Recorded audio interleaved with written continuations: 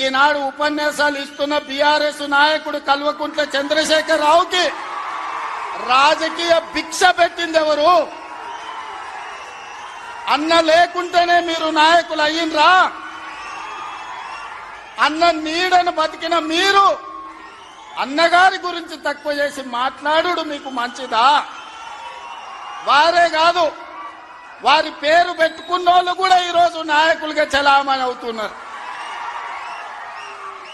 ఆయన ప్రోత్సాహం ఇచ్చి, ఆయన భుజము తట్టి, ఆయన ఒక అవకాశం ఇచ్చిన ఓ తుమ్మల, ఓ మండల, ఓ మండవ, ఓ జానా, ఓ మాధవరెడ్డి, ఓ దేవేందర్ గౌడ్, ఓ కడియం సిఆరి, ఓ మోత్కుపల్లి నరసింహులే కాదు, తెలంగాణలో నాయకత్వాన్ని వహిస్తున్న కల్వకుంట్ల చంద్రశేఖరరావును కూడా ఎన్టీ రామారావు గారికి గుర్తించే రాజకీయ అవకాశాలు కల్పించిన సంగతి ఎవరు మరవద్దు. ఇది చరిత్ర.